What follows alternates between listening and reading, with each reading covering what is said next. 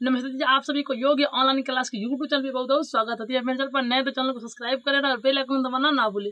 आज हम लोग पढ़ने वाले हैं क्लास 10th का जो हिंदी गोधनी बुक है, जिसका चैप्टर नंबर है 5, जिसका नाम क्या है बाबू, नागरी लिपि, जो कि हमारी विद्या के रूप में एक निबंध है। और आज हम लोग इसके बाबू क्या करने वाले हैं, तो पार्ट नंबर 1 करने वाले हैं। और पार्ट नंबर 1 में जो हम लोग देखने वाले हैं वह देखेंगे हम लोग आज लेखक परिचय को। क्या देखेंगे जी, आज हम लोग देखेंगे लो लेखक परिचय को। लेखक परिचय कहने का मतलब हुआ कि इस पाठ के जो बाबू लेखक हैं वह है गुणाकर मूल्य। इस पाठ के लेखक कौन है बाबू, गुणाकर मूल्य है। तो आज हम लोग गुणाकर मूल्य जी के बारे में जो जो इम्पोर्टेंट पॉइंट है जो कि हम लोग को दिया गया है और जो हम लोग को एग्जाम के दृष्टि से, एग्जाम के पॉइंट ऑफ व्यू से बहुत ज्यादा इंपॉर्टेंट है, उस टॉपिक को हम लोग देखने की प्रयास करेंगे। तो बाबू आप लोग ही बता दीजिए कि आप लोग देखने के लिए तैयार है, नहीं तैयार है जी, बता दीजिए यस या नो। ठीक है, आप लोग बता दीजिए कि आप लोग तैयार हैं, यस या नो। तो आप लोग बस आप लोग थोड़ा समय दीजिएगा, आप लोग अच्छे से समझ में जाएगा। देखिए, लेखक परिचय में क्या होगा बाबू, इनके जानने से पहले हम लोग समझ लेते हैं। देख लीजिए कि हम लेखक हजारी प्रसाद सॉरी गुणाकर मूल्य जी का फोटो बनाए, देखने में कैसा लग रहा है जी। हमको तो से ड्राइंग नहीं आता, जिस तरह से हमको संभव हुआ उसी तरह से हम बना दिए। देखने में कुछ अच्छा लग रहा है कि नहीं रहा, थोड़ा कमेंट बॉक्स में बताइएगा लोग। ठीक है जी, देखिए मतलब जैसा, ठीक है। देखिए, हम लोग को बाबू बता दें सबसे पहले कि जो हम लोग को चैप्टर नंबर 5 यानी कि जो हम लोग को नागरी लिपि पाठ है ना, क्या बाबू, कि जो हम लोग को नागरी लिपि जो पाठ है इसे हम लोग निबंध के रूप में पढ़ते हैं। मतलब कि हमारे बुक में किस रूप में दिया है बाबू, तो निबंध के रूप में दिया गया है, यानी कि जो इस निबंध के रूप में दिया गया है। और जो इसके लेखक है, इसके लेखक वह है गुणाकर मूल्य। इसके लेखक है बाबू तो गुणाकर मूल्य। तो देखिए लेखक परिचय में क्या दिया गया है, तो सबसे पहले दिया गया है कि इस पाठ के लेखक है बाबू गुणाकर मूल्य, यानी कि नागरी लिपि चैप्टर यानी कि नागरी लिपि जो पाठ है इसके लेखक है बाबू। तो इस पाठ के जो लेखक है वह है गुणाकर मूल्य। कौन है बाबू, वह है गुणाकर मूल्य। आप लोग से क्वेश्चन पूछा जाएगा कि नागरी लिपि पाठ के लेखक कौन है बाबू, तो गुणाकर मूल्य। कौन है, गुणाकर मूल्य। उसके बाद में दिखा गया क्या कि ये जो विद्या है यानी कि जो हम लोग पाठ जो है, पाठ नागरी लिपि हम लोग किस रूप में पढ़ते बाबू, तो एक हम लोग को निबंध के रूप में पढ़ते हैं लोग। किस विद्या के रूप में बाबू, तो यह विद्या जो है वह निबंध के रूप में, या पाठ किस रूप में, निबंध के रूप में है। दूसरा का क्वेश्चन पूछा जाएगा यहाँ से कि नागरी लिपि पाठ किस का विद्या किस रूप में है। ऑप्शन ए में देगा कहानी, बी में देगा निबंध, सी में देगा रेखा चित्र, डी में दिएगा इनमें से कोई नहीं। तो आप लोग क्या लगेगा बाबू, तो आप लोग यहाँ पर निबंध लगाए बोले, क्योंकि हम लोग को नागरी लिपि होता है निबंध। निबंध करने का मतलब होता है बाबू, ये देखिए हम लोग किसी के बारे में हम लोग कोई चीज लिखते हैं तो हम लोग निबंध के रूप में लिखते हैं। जैसे मान के लिए कि हम लोग हजारी प्रसाद द्विवेदी के बारे में कुछ लिखे, निबंध के रूप में होगा। हम लोग नागरी लिपि पर कोई बात लिखे तो हम लोग निबंध होता है। निबंध का मतलब होता है किसी वस्तु पर टिप्पणी करना, किसी वस्तु के ऊपर उसके बारे में कुछ चीजें बताना, कुछ बारे मतलब कुछ जानकारी देना ही हम लोग का निबंध कहलाता है। कोई दिक्कत, कोई समस्या नहीं है ना जी। देखिए समझने तो आगे देखते हैं। आगे कहता है कि जो हमारे लेखक गुणाकर मूल्य जी है ना, गुणाकर मूल्य, इनका जन्म जानते हैं कब हुआ था। इनका जो जन्म हुआ था, जन्म वह था 1935 ईस्वी में। गुणाकर मूल्य का जन्म कब हुआ था बाबू, 1935 ईस्वी में हुआ था। गुणाकर मूल्य का जन्म कब हुआ था बाबू, तो 1935 ईस्वी में हुआ था। अब आप लोगों ने सर कि जो हमारे गुणाकर मूल्य जी थे, हाँ इसका जन्म तो बता दिया, तो हाँ बता दिए। फिर भाई ये तो हम लोग को जानना जरूरी होता है कि उसका जन्म स्थान मतलब कि कहाँ पर उनका जन्म हुआ था जी। आइए आप लोग जानते हैं। ठीक है बाबू, कहता है क्या है, इनका जन्म स्थल, जन्म स्थल मतलब समझते हैं लोग, जिस जगह पर जन्म होता है ना इंसान का, उसी जगह हम लोग बोलते हैं लोग जन्म स्थान। देखिए जैसे जन्म स्थान, जन्मावती धरती का नाम सुने हैं, जन्मावती धरती, उसी को हम बोलते हैं जन्म स्थान। कहता है कि महाराष्ट्र राज्य के, महाराष्ट्र के अमरावती जिला के एक छोटे से गांव में इनका जन्म हुआ था। गुणाकर मूल्य का जन्म कहाँ पर हुआ था बाबू, तो महाराष्ट्र के अमरावती एक जिला है, जिनके एक छोटा सा एक गांव है, उसी गांव में कहा था बाबू, तो गुणाकर मूल्य का जन्म हुआ था। आप लोग से क्वेश्चन पूछा जाएगा गुणाकर मूल्य का जन्म किस राज्य में हुआ था बाबू, तो आप लोग महाराष्ट्र बताइए। क्या होते बाबू, महाराष्ट्र में बताइए। तो दूसरा का क्वेश्चन बनेगा कि गुणाकर मूल्य का जन्म किस जिला में हुआ था बाबू, तो अमरावती जिला में हुआ था। किस जिला में हुआ था बाबू, तो अमरावती जिला में हुआ था। ठीक है जी, इसमें आप लोग कोई डाउट नहीं है, कोई डाउट नहीं था। आइए आगे देखते हैं। आगे क्या होता है, इसका निधन यानी कि मृत्यु कब हुआ, कब मर गए बाबू, तो 2009 ईस्वी में इनका निधन हो गया था। इनका निधन कब हो गया बाबू, तो 2009 ईस्वी में गुणाकर मूल्य का निधन हो गया। ठीक है, ये जो था बाबू मतलब कि जो गुणाकर मूल्य के बारे में जो बेसिक जो थोड़ा-थोड़ा मतलब कि जो बेसिक जानकारी था उसको हम लोग देख लिए।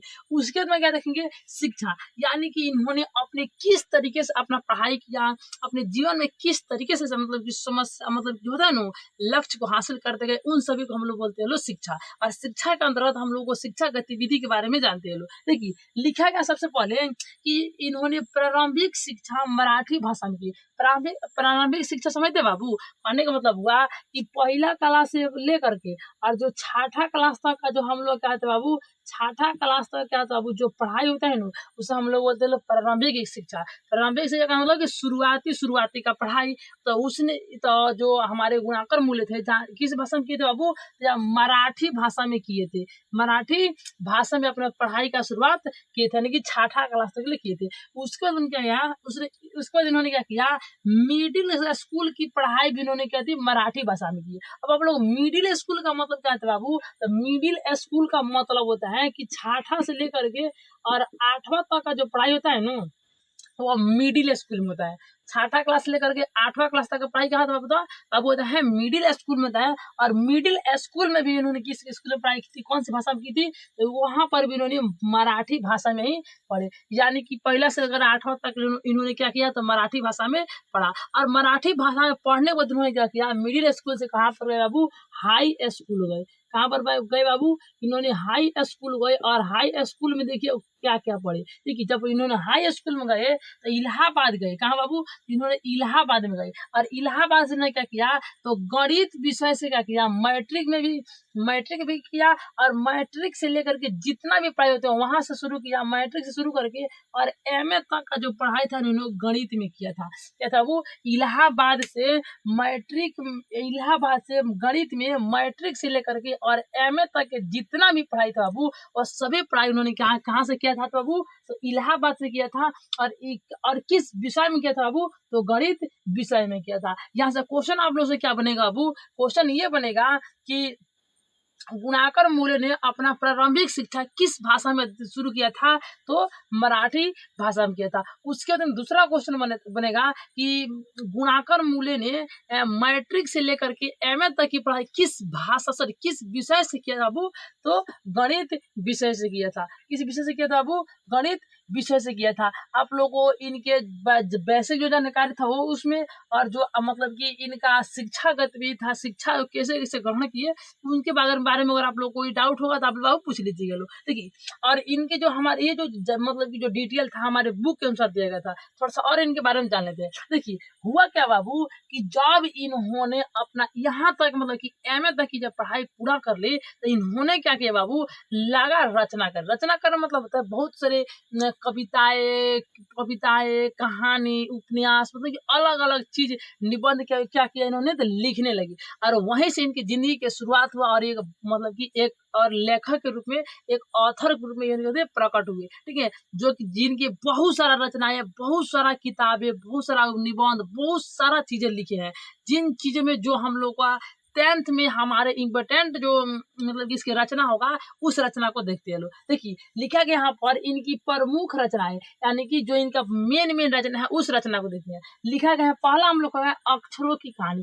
पहला हम लोग क्या बाबू, अक्षरों की कहानी। आप लोग जितना हम अभी आप लोगों को इनकी रचना बता रहे बाबू, उस आपसे हाथ जोड़ करके रिक्वेस्ट है कि आप लोग इनकी पूरी रचना को याद कर लीजिएगा। और साथ ही आप लोगों को किसी टॉपिक वीडियो बनाना है तो आप लोग वह सब देख लो और इस क्लास को अपने दोस्तों लोगों में भी शेयर करते रहिएगा लोग। ठीक है जी, देखिए उसके अंदर क्या आता है, अक्षरों की कहानी पहला इसके लेखक है मतलब की रचना है। दूसरा का है प्राचीन भारत के महान वैज्ञानिक, प्राचीन भारत के महान वैज्ञानिक, इसके सेकेंड हो गया। ठीक है, उसके बाद हमें आधुनिक भारत के महान वैज्ञानिक, तीसरा हो गया मेंडलीफ, चौथा हो गया सौर मंडल। ठीक है, आगे है नक्षत्र लोक, भारतीय लिपियों की कहानी और अक्षर कथा। यानी कि ये जो इसके कितने बाबू हो गए, तो 3 हो गए, 4 हो गए, 5 हो गए, इसका 6 हो गए, 7 हो गए और 8 हो गए। मात्र इनकी अगर आप लोग 8 रचना को याद कर लेते बाबू तो हम आप लोग दावे के साथ ये कह सकते हैं लोग कि आप लोग को इनके से कहते हैं वो इनसे बाहर आप लोग को एक भी क्वेश्चन नहीं आएगा। कहते हैं ना आप लोग से विश्वास दिलाते हैं हम, मतलब कि आप हमारे विश्वास रखिए, इनसे बाहर एक भी क्वेश्चन नहीं आएगा। ठीक है, तो क्या कहता है वो, इनकी रचना क्या होता है, अक्षरों की कहानी, प्राचीन भारत के महान वैज्ञानिक, आधुनिक भारत के महान वैज्ञानिक, मेंडलीफ, सौर मंडल, नक्षत्र लोग, भारतीय लिपियों की कहानी, अक्षर कथा जो है बाबू, ये सभी इनके महत्वपूर्ण रचनाएं, सभी इनके महत्वपूर्ण रचनाएं। अब बाबू एक बात आप लोग और बता देना चाहते हैं कि जो हम लोग पाठ पढ़ते हैं लोग नागरी लिपि, बाबू नागरी लिपि जो हम लोग निबंध पढ़ते हैं, यह निबंध कहाँ से लिया गया है, तो यह भारतीय लिपियों की कहानी से लिया गया है। कहाँ से लिया गया है बाबू, यह पाठ जो हम लोग हैं, यह पाठ कहाँ से लिया गया है बाबू, यह पाठ भारतीय लिपियों की कहानी से, भारतीय लिपियों की कहानी से लिया गया, भारतीय लिपियों की कहानी, भारतीय लिपियों की कहानी से लिया गया है, कहानी से लिया गया है। कहाँ से लिया गया बाबू, यह भारतीय लिपियों की कहानी से लिया गया है। यानी कि ये जो था हमारे जो इसका इस पाठ का यानी कि नागरी लिपि जो पाठ था, इसके जो लेखक पढ़ जाता बाबू, ये समाप्त होता है, जिस चैप्टर का पूरा निचोड़ हम लोग मतलब कि लेकर के चले आए। अगर बाबू आप लोगों को इसमें कोई भी दिक्कत, कोई भी डाउट होगा तो आप लोग पूछ सकते हो। और आप लोगों को ये समझ में आया कि नहीं है, समझ में आया तो प्लीज वीडियो को लाइक ठोक दीजिएगा लोग। साथ ही बताते हैं कि आप लोग अगर किसी भी टॉपिक और वीडियो बनाना हो तो आप लोग अवश्य बताइएगा लोग। बाकी मिलते हैं जल्द ही किसी दूसरे वीडियो में, तब तक आप लोग हंसते रहिए, मुस्कुराते रहिए, और जाते जाते अपने एक मित्र के पास शेयर जरूर कीजिएगा। बाकी मिलते हैं जल्द ही किसी दूसरे वीडियो में, तब तक के लिए बाय, जय हिंद।